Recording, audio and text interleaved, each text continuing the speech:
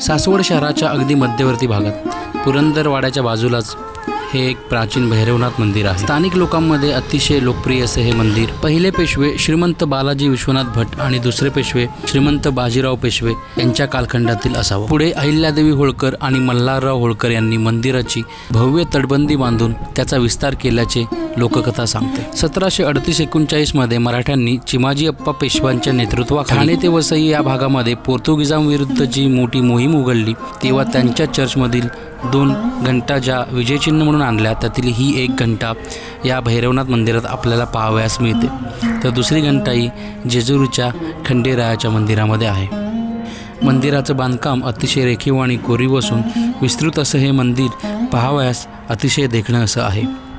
आपण जेव्हा सासवडमध्ये प्रवेश करतो तेव्हा पुरंदरवाड्याच्या बाजूलाच आपल्याला हे मंदिर पाहावयास मिळतं।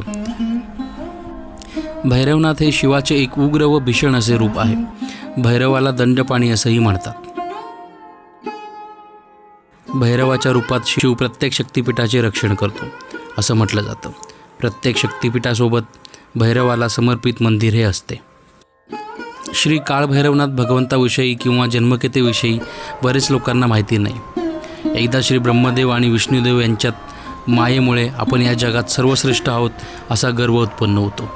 हे दोघेही सर्व ऋषीमुनी देवी देवता यांच्याकडे जाऊन आम्हा दोघात कोण श्रेष्ठ आहे ते सांगायला लावतात, परंतु त्यांना याचे उत्तर न मिळाल्याने नारद मुनी त्यांना भगवान श्री शंकराकडे जायला सांगतात। तिथे गेल्यावर या दोघांचे भांडण पाहून त्यांचं गर्वहरण करण्यासाठी काळासुर व प्रचंडासुर या राक्षसांचा वध करण्यासाठी भगवान शंकर आपल्या उजव्या दंडामधून श्री काळभैरवनाथ यांची उत्पत्ती करतात व ब्रह्मदेवास नाथांचे डोके पाहून येण्यास तर विष्णुदेव यांना चरण पाहून येण्यास सांगतात।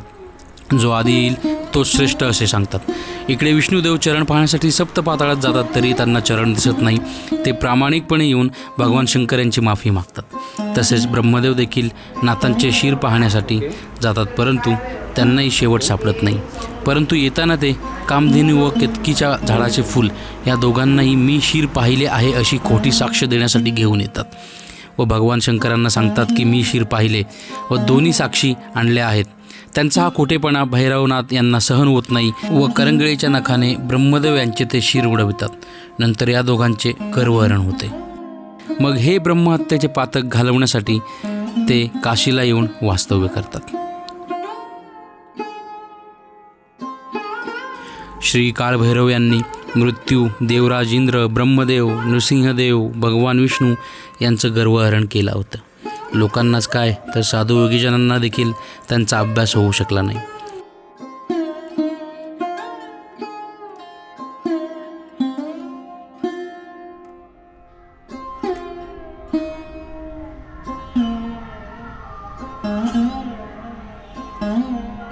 मंदिराच्या सभामंडपाच्या दोन्ही बाजूस भव्य अशी दीपमाळ आपल्याला पाहावयास मिळते।